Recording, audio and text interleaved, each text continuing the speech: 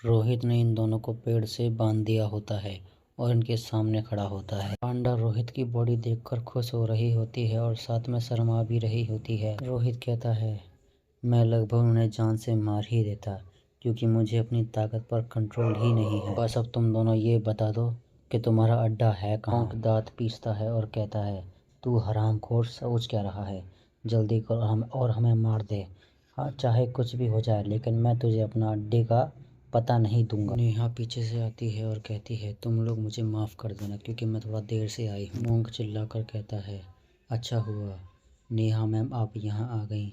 यही है वो हरामखोर रोहित जिसने हमारे माउंट हुआ की टेक्निक चुराई थी। नेहा नाराज होती है और कहती है, अबे टकले चुप कर। फुल रफ्तार में मोंक की तरफ जाती है और उसको बीच में से काट देती है। खैर, क्योंकि अब तू बेकार हो चुका है। रोहित पांडा को अपने पीछे छुपा लेता है और मन में कहता है, ये साली हरामखोर बहुत तेज है। मैंने सिर्फ अपनी पलकें जो झपकाई थी और ये उतनी देर में ही उन दोनों को मार दिया। बाकी एस क्लास हंटर जब अपनी पूरी फुल स्पीड यूज़ करते हैं तो ऐसा लगता है कि वो धीरे चल रहे हैं, लेकिन ये तो दिखाई भी नहीं दी। नेहा पांडा के पीछे आ जाती है पांडा को मारने के लिए और रोहित महसूस कर लेता है। नेहा पागलों की तरह हंसती है और कहती है, अगली तू है। पांडा पर अपनी तलवार से तो हमला करती है लेकिन रोहित बीच में आ जाता है और उस तलवार का हमला अपने हाथ पर ले लेता है। रोहित पांडा से कहता है, जितना जल्दी हो सके यहाँ से भागो, बस रुकना मत, भागते ही रहो। नेहा हंसते हुए कहती है, तू सिर्फ अपने नंगे हाथ का इस्तेमाल कर रहा है, वो भी मेरे हमले को रोकने के लिए। ऐसा लग रहा है कि ये बंदा उतना ही दिलचस्प है जितना मैं सोच कर आई थी। रोहित नेहा को एक पंच मारता है लेकिन नेहा रोहित के पंच से बच जाती है। रोहित कहता है, लगता है मैंने उसे दोबारा छोड़ दिया। अब ये लड़की फिसलती कितनी है। वही लड़की एकदम से कहाँ गायब हो गई, ये तो मिलने में भी नहीं आ रही है। नेहा ने पांडा के ऊपर अपनी तलवार से एक कट लगा दिया होता है। रोहित पांडा के पास आता है और उसे संभालते हुए कहता है, पांडा प्लीज सांस लेती रहे और जिंदा रहने की कोशिश कर। रोहित पांडा को हील करने की कोशिश कर रहा होता है। फिर नेहा कहती है, अरे वाह क्या बात है, तू तो हीलिंग पावर का भी इस्तेमाल कर सकता है यार। नेहा भारी आवाज में कहती है, लेकिन अब ये सब बेकार है क्योंकि वो पहले ही मर चुकी है। सिस्टम कहता है, पूर्ण उपचार विफल हो गया है। निम्न श्रेणी के ईश्वर का अधिकार किसी ऐसे व्यक्ति को नहीं बचा सकता जो पहले ही मर चुका है। ये केवल एक महान परमेश्वर के अधिकार से ही संभव होगा। नेहा कहती है, जब मैंने अपनी तलवार उस पर चलाई थी वो उसी समय अपनी जान गंवा बैठी थी। रोहित शांत हो जाता है और कहता है, मैं तुम्हें दिलीप के पास लेकर जाऊंगा, बस तुम थोड़ा सा इंतजार करो। मैं पक्का एक महान ईश्वर बन जाऊंगा और उस समय तुम्हें दोबारा जिंदा कर दूंगा। नेहा कहती है, अब बस तुम उस कमीने को अकेले छोड़ दो और मेरे साथ आकर खेलो। इस जैसे कमजोर लोग हमेशा मरने के लायक ही होते हैं। रोहित घूर कर देखता है और कहता है, चुप कर। नेहा कहती है, ओ माई, तुम कितने डरावने हो, बिल्कुल मेरी तरह दिख रहे हो। रोहित अपनी जगह पर खड़ा होता है और कहता है, मैं एक चीज़ तो सीख ही गया हूँ कि तुम लोग कुत्ते की पूंछ की तरह होते हो जो कभी सीधी नहीं हो सकती। ऐसे ही तुम बिना पिटाई खाए कभी सीधे नहीं हो सकते। रोहित फिर पावर अप करता है। चल ठीक है, अब मैं देखता हूँ तू मेरे कितने हमले झेल सकती है। नेहा कहती है, ओह सो सेक्सी, क्या बात है यार, मुझे मेरे शरीर में बहुत ज़्यादा झंझनाहट महसूस हो रही है। चलो फिर एक काम करते हैं, अब हम लड़ाई को शुरू करते हैं। लेकिन नेहा के रिएक्ट करने से पहले ही रोहित का पंच नेहा के मुंह के सामने पहुंच जाता है। रोहित एक जोरदार घूंसा देके मारता है नेहा के, लेकिन नेहा अपनी शॉट की मदद से बच जाती है। लेकिन रोहित रुकता नहीं है, रोहित नेहा के ऊपर आ जाता है, वो भी दूसरा पंच तैयार कर। उस समय कहता है, तेरी इतनी हिम्मत कैसे हुई कि तू मेरे स्टूडेंट की हत्या करने के बाद भी अपने दांत दिखाकर हंस रही है। एक जोरदार पंच मारता है और उस जगह पर एक बहुत बड़ा धमाका होता है। जब धुंध हटती है तो हम देखते हैं सिर्फ उस जगह पर रोहित खड़ा होता है, वो भी एक बड़े से गड्ढे में। अब पीछे हटने की बजाय एक पेड़ पर जाकर बैठ गई होती है और कहती है, तुम मेरी उम्मीद से कहीं ज़्यादा ताकतवर हो लेकिन तुम मेरी स्पीड को बिल्कुल भी मैच नहीं कर सकते। नेहा की नाक से खून निकलता है। नेहा जैसे ही अपनी नाक का खून पोंछकर देखती है तो कहती है, मेरी नाक से खून निकल रहा है, लगता है मुझे कहीं चोट लगी है। नेहा हंसती है और कहती है, दुनिया में तू ऐसा पहला बंदा है जो मेरे ऊपर हमला करने में मैं कामयाब रहा। रोहित कहता है, अब तू ये बकवास करना बंद कर और मुझे ये बता कि तेरा अड्डा है कहाँ। नेहा कहती है, अगर मैं तुझे अपने अड्डे के बारे में बता दूँ तो क्या मुझे जाने देगा। रोहित कहता है, बस सपने में, आज तू यहाँ से जिंदा नहीं जाएगी। लेकिन नेहा कहती है, तुम जैसा आदमी मुझको मारेगा? क्या तुझे लगता है कि मैं सीरियस भी थी? मैं तो सिर्फ तेरे साथ खेल रही थी क्योंकि तू मुझे बहुत ज़्यादा मज़ेदार लग रहा था, लेकिन अब मैं मजाक करते करते थक चुकी हूँ। नेहा एकदम से ही पेड़ की डाल से गायब हो जाती है। रोहित जैसे ही नेहा को पेड़ की डाल से गायब होते हुए देखता है, वैसे ही अपनी मुंडी को चारों तरफ घुमाते हुए देख कर कहता है, अब ये लड़की कहाँ गई। लेकिन हम नेहा को देखते हैं जो रोहित के सर के ऊपर आ गई होती है। नेहा रोहित में एक लात मारती है, लेकिन रोहित एक शील्ड बना लेता है, उससे बच जाता है। रोहित कहता है, अब ये लड़की कितनी ताकतवर है, ये क्या करने वाली है। नेहा कहती है, ये एक ऐसा जाल है जो 8 अरे से बनता है और इसे तो डबल एस क्लास वाला भी नहीं तोड़ सकता। बहुत हो गई लड़ाई, एक काम कर, फटाफट वो माउंट हुआ की तलवार टेक्निक निकाल और मुझको दे दे। रोहित अपने इवल गॉड और गुड गॉड की स्किल को इस्तेमाल करने वाला होता है। कहती है, अब ये क्या करने वाला है। रोहित नेहा को अपनी मिडिल फिंगर दिखा रहा होता है। नेहा मिडिल फिंगर को देखकर कुछ और ही समझ जाती है और कहती है, ये हरामखोर मुझे मिडिल फिंगर दिखा रहा है। लेकिन उस जगह पर एक लंबा सा तगड़ा सा ब्लास्ट हुआ होता है। नेहा उस ब्लास्ट से भी बच गई होती है और पीछे आ गई होती है। रोहित अपनी सारी उंगलियों को चटकाता है और कहता है, क्या तुझे ही लगता है कि तू अपनी सारी पावर छुपा सकती है, कोई और नहीं हो सकता। रोहित एक हमले का इस्तेमाल करता है जिससे वो ज़मीन भी 2 हिस्सों में बढ़ जाती है। रोहित कहता है, तू एक छोटे से चूहे की तरह बस इधर उधर भागती रहती है, एक जगह रुक, फिर मैं तुझे बताऊं कि मैं क्या चीज़ हूँ। नेहा अपने सीने पर हाथ रखती है और खुश होते हुए कहती है, मैंने तेरे जैसा आदमी कभी नहीं देखा, तू पहला है। नेहा रोहित के पास पूरी फुल तेजी में आ रही होती है। हम नेहा के हाथों में 4-5 तरह के वेपन देखते हैं जिससे नेहा अलग अलग अटैक कर रही होती है, लेकिन रोहित सिर्फ अपनी मिडिल फिंगर का इस्तेमाल करता है। उस जगह पर पहले तो एक धमाका होता है, फिर उसके बाद एक बीम सी रिलीज होती है, वो ये बहुत बड़ी सी। हम नेहा को देखते हैं जो इतना बड़ा हमला खाने के बाद अपने घुटनों पर आ गई होती है। रोहित नेहा के सर पर उंगली रखता है। रोहित कहता है, अब मुझे तुम 3 हीरो सोसाइटी के बारे में बताओ। लेकिन नेहा तो कुछ और ही बड़बड़ा रही होती है और चिल्ला चिल्ला कर कहती है,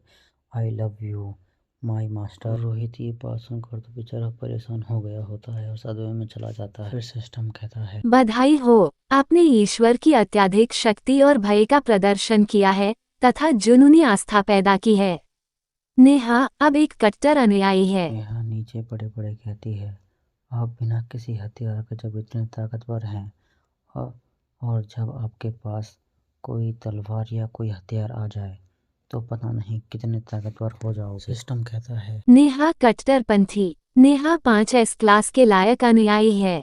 टिप्पणी, वो आपसे पूरी तरह प्यार करती है। रोहित ये बात सुनकर चौंक जाता है और मन में कहता है, यानी कि ये उस काले गेंडे की जितनी ही पावरफुल है और ये 5S क्लास की है। बाप रे बाप। नेहा, मुझे तुम्हारे बॉस से मिलना है। नेहा कहती है, मुझे अच्छा तो लगेगा, लेकिन जैसा कि तुम देख ही सकते हो मैं चलने तक की हालत में भी नहीं हूँ। रोहित अपनी हीलिंग पावर का इस्तेमाल करता है और नेहा को एकदम भला चंगा कर देता है। नेहा थोड़ी सी हैरान होती है और कहती है, कितनी अद्भुत पावर है, ऐसी पावर मैंने कभी नहीं देखी। नेहा बिल्कुल ठीक हो जाती है। फिर नेहा कहती है, आप सच में बहुत महान हैं, तुम मेरे मास्टर कहने लायक हो। हम 3 हीरो सोसाइटी का मेंशन देखते हैं। हम मैन ऑफ रिलीजन को देखते हैं जो कहता है, नेहा ने अब हमें धोखा दे दिया है और वो रोहित की साइड हो गई है। रोहित अब यहाँ पर आ रहा है। मैन ऑफ सॉर्ड कहता है, तुमने कहा कि रोहित के पास दिव्य पावर है। मैन ऑफ फियर कहता है, लेकिन वो अभी भी एक निम्न श्रेणी का देवता है, हमें बस अब उसे मारना है, वो भी उस नेहा के साथ। नेहा हंसते हुए आती है और कहती है, क्या तुम हरामी हो, मुझे ढूंढ रहे थे। हम नेहा के पीछे रोहित की परछाई देखते हैं जो धीरे धीरे करके नेहा के पीछे ही चला आ रहा होता है। ये लोग नेहा और रोहित को देखकर थोड़ा सा हैरान हो जाते हैं। रोहित गुस्से में कहता है, क्या तुम ही तीनों हो थ्री हीरो सोसाइटी या इसका जो भी नाम है। आता है और कहता है, लक्ष्य को नहीं पढ़ सकते, वे पता लगाने में बाधा डालने वाली तकनीक का उपयोग कर रहे हैं। रोहित दोबारा से अपनी हाथों की उंगलियां चरकाता है। मैन ऑफ सॉर्ड कहता है, मैं महसूस कर सकता हूँ कि तुम बहुत शक्तिशाली हो।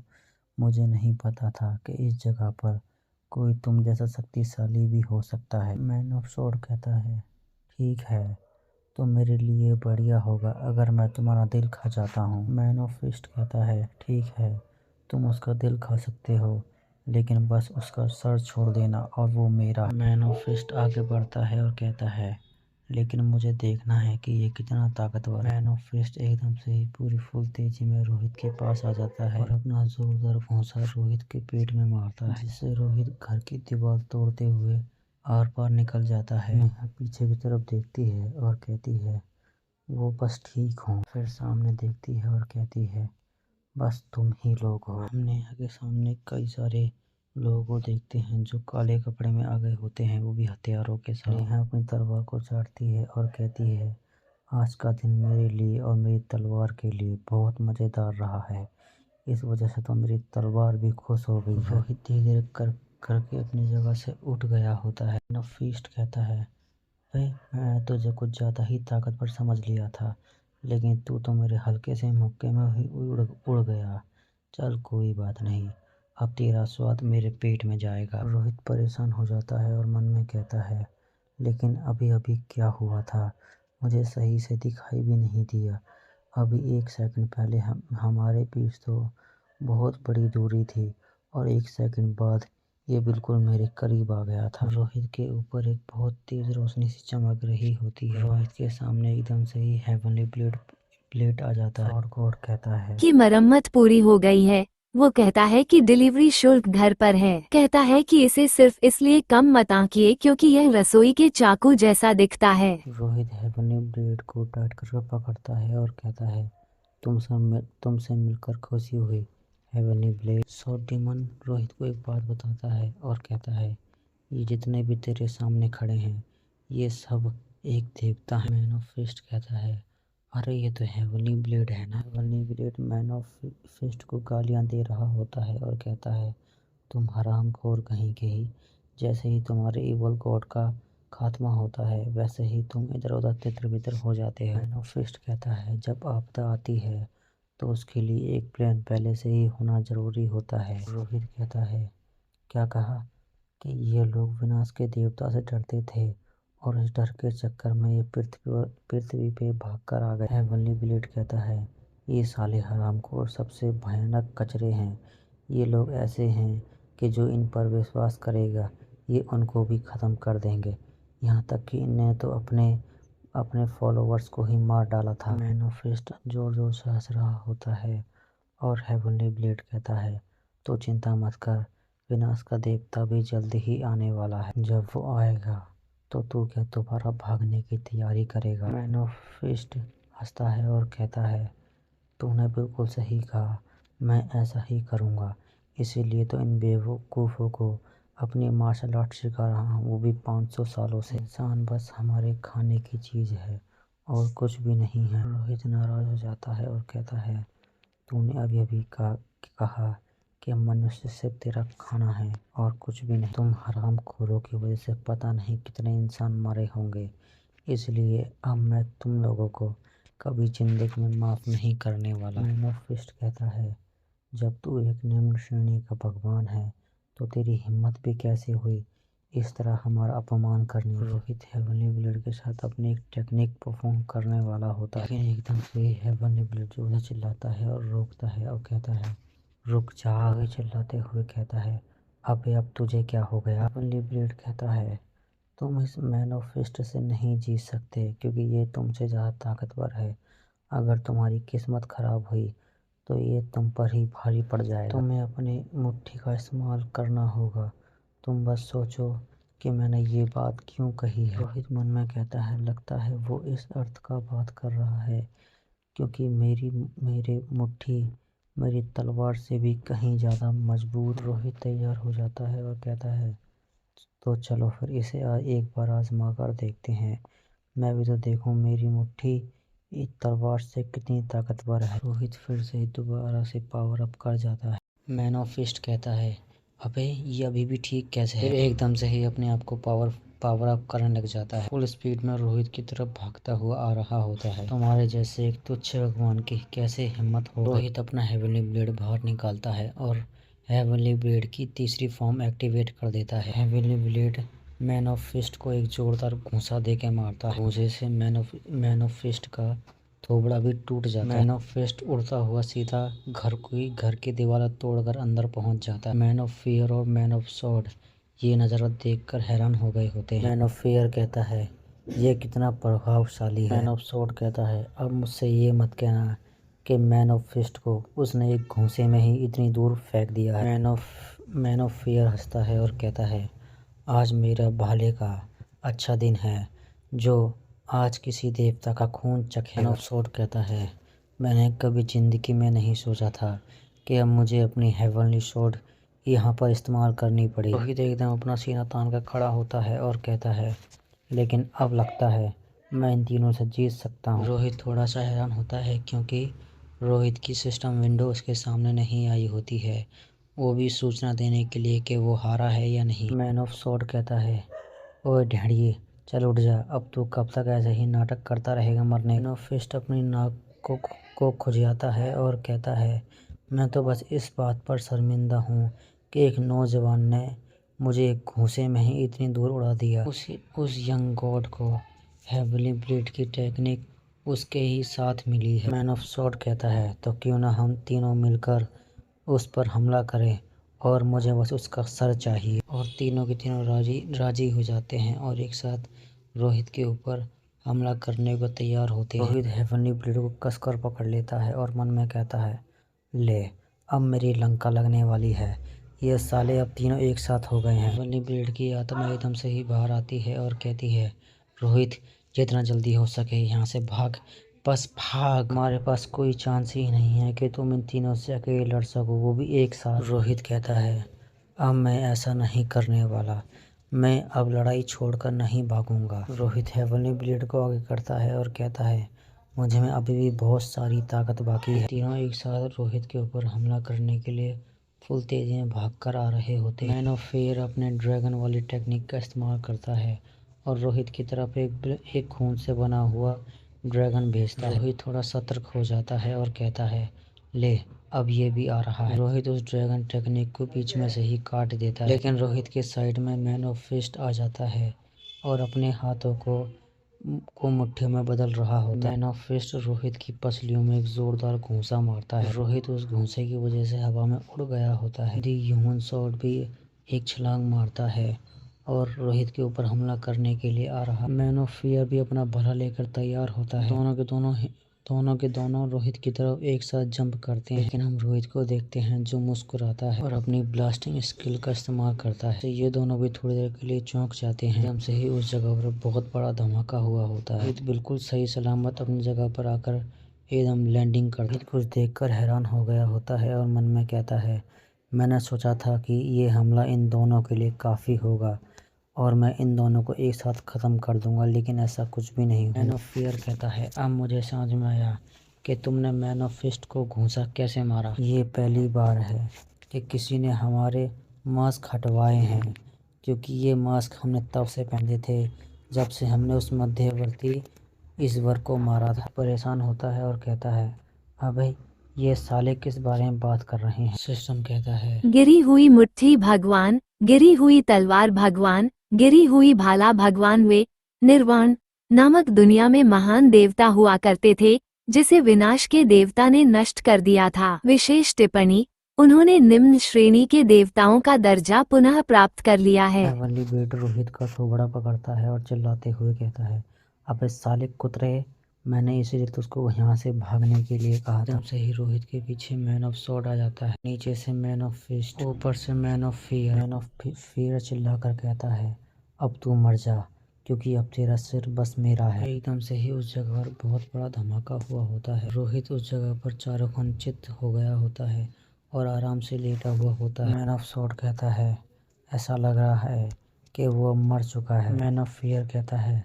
चलो फिर अब उसे उसके टुकड़े टुकड़े करते हैं, वो भी खाने के लिए। सिस्टम कहता है आपने चुपचाप रेंगने वाले दुस्वप्न, रात में खिलने वाले गुलाब से प्राप्त अधिकार को सक्रिय करने के लिए शर्तें पूरी कर ली हैं। रोहित की दोनों आंखें एकदम से ही पर्पल रंग में चमकने लग जाती हैं। तीनों किसी चीज को देखकर हैरान होते हैं और थोड़े से कांप भी रहे होते हैं। हम देखते हैं ये चीज कुछ और नहीं, नाइटमेयर है, जो अपना बड़ा सा मुंह खोलकर इनके सामने खड़ा होता है। अफसोस भागते हुए कहता है ओए मैन ऑफ फिस्ट, जल्दी कर और वहां से हट जा वरना तुझे एक कच्चा चबा जाए। नाइटमेयर नहीं रुकता।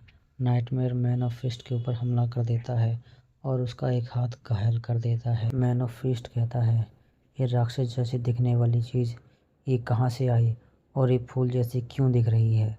फिर मैन ऑफ सॉर्ड कहता है अबे शुक्र मना, मैंने तेरे को बचा लिया, वरना अभी तो तेरे को निगल भी गया था और डकार भी नहीं लेता। मैन ऑफ साइड ऊपर से आता है और इन दोनों से कहता है यह मेरी कल्पना से भी कुछ ज़्यादा ही ताकतवर। फिस्ट अपनी आंखों में गोल्डन पावर लाते हुए कहता है मैंने सोचा था कि बस इसके पास छोटी मोटी तकनीकें होंगी, लेकिन ये तो साला मॉन्स्टरों को बुला रहा है। तीनों की तीनों कम से कम 5 से 6 नाइटमेयर के सामने खड़े होते हैं और नाइटमेयर इन्हें बिल्कुल स्वादिष्ट खाने की तरह देख रहे होते हैं। सॉर्ड कहता है हमें बस इसके मूल्य शरीर को मारना है, बाकी ये अपना आप सारे के सारे मर जाएंगे। फिर ये तीनों के तीनों रोहित को देख रहे होते हैं जो इन सारे नाइटमेयर के बीच में लेटा हुआ होता है। रोहित को देखते हैं जो बिल्कुल बेफिक्र होकर घोड़े की तरह कराटे मार के सो रहा होता है। मैन ऑफ फिस्ट से कहता है तू जाकर रोहित को जान से ख़त्म कर। और फिर मैन ऑफ फियर से कहता है तू जाकर इन नाइटमेयर को संभाल, बाकी मैं देखता हूँ। ये तीनों के तीनों हमला करने के लिए आगे की तरफ बढ़ रहे होते हैं। हम एक खाली जगह देखते हैं जहाँ पर एक चेयर होती है और उस चेयर के ऊपर रोहित बैठा हुआ होता है। रोहित धीरे धीरे करके अपनी आंखें खोल रहा होता है। सामने वाइट को देखता है जो खून में लथपथ और घायल होता है, कोई बहुत बुरी तरह से। रोहित जैसे ही अपने सामने वाइट को देखता है तो थोड़ा सा हैरान हो गया होता है। वाइट ने अपने पीछे एक बहुत बड़ी जानवर को मार डाला होता है और उसे यहाँ बिछा रखा होता है। सिस्टम कहता है इल्हो ने बलि के रूप में गंदे मल में लौटने वाले व्यक्ति की पेशकश की है।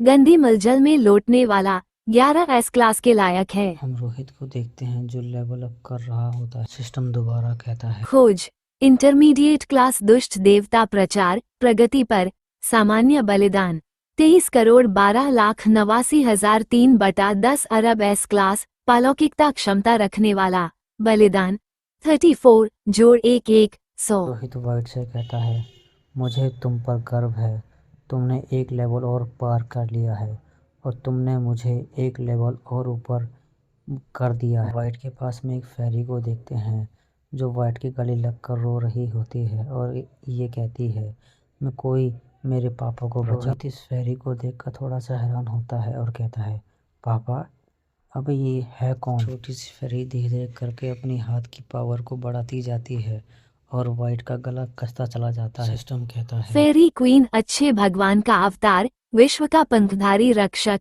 पालौकिक शक्ति रखता है।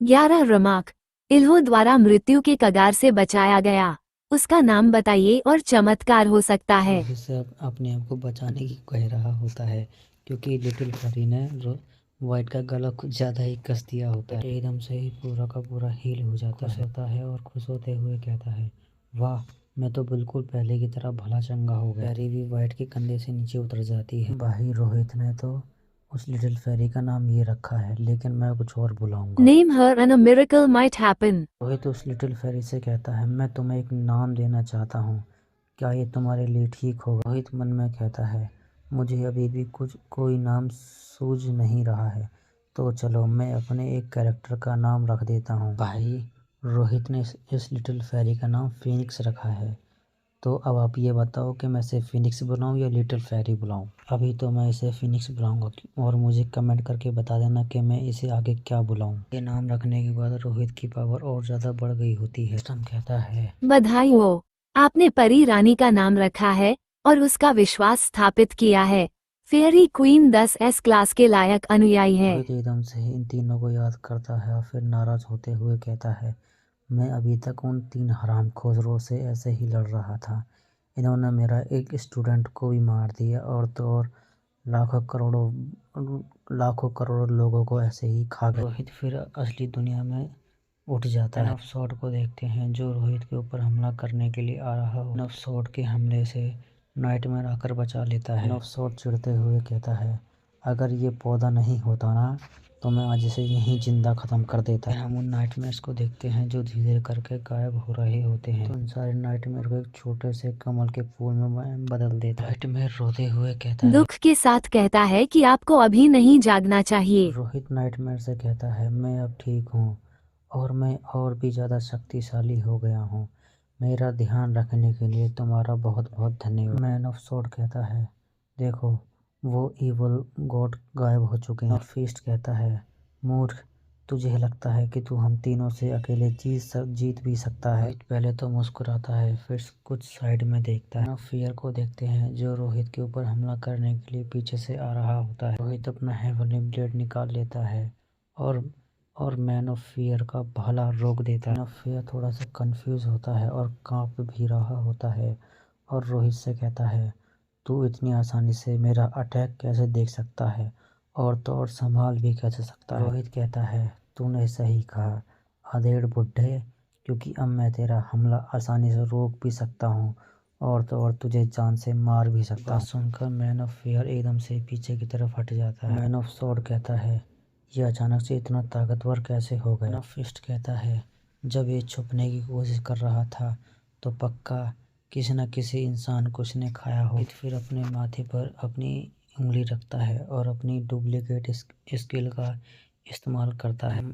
बैडेस रोहित को देखते हैं जो आते ही स्वैग मार रहा होता है। रोहित उस बैडेस रोहित को थम्स अप दिखाता है और कहता है, क्या हाल चाल है, हम लोग बहुत समय से नहीं मिले। बैडेस रोहित अपनी शक्ल बना लेता है और कहता है, कमज़ोर कमीना, इसने फिर से मुझे यहाँ बुला लिया। साला ये कोई काम अकेले कर ही नहीं सकता। उसको गुस्सा तो बहुत आ रहा होता है लेकिन शांत होता है और कहता है, क्या तुम इन तीनों में से एक को चुन सकते हो वो पीटने के लिए। और बैडेस रोहित कहता है, अबे अपना मुंह बंद करके रख और हाँ, मुझ पर हुक्म मत बजा। रोहित और भी ज़्यादा गुस्से में आ जाता है लेकिन अपना गुस्सा कंट्रोल करता है और कहता है, मैं कोई तुम्हें हुक्म नहीं दे रहा हूँ, बस तुमसे रिक्वेस्ट कर रहा हूँ। बैडेस रोहित कहता है, तू साले हमेशा ही बेवकूफ़ था, बेवकूफ़ है और बेवकूफ़ ही रहेगा, तुझसे 3 लोग नहीं समझ। रोहित बेचारा गाली सुन सुन के पक गया होता है और इसको गाली के बार बार तीर लग रहे होते हैं। अब इसकी बर्दाश्त से बाहर हो गई होती, इतनी बर्दाश्त से बाहर हो गई कि बेचारे के कान से धुआं निकलने की जगह आग निकल रही है। रोहित चिल्लाकर कहता है, अबे हरामखोर, साले तू मेरी ही कॉपी है और मेरे को ही गाली दे रहा है। साले तू अगर ये लड़ाई नहीं होती ना मैं तुझे यहीं जान से ख़त्म कर। अब भाई देखना ये बैडेस रोहित कितना मक्खन लगाता है।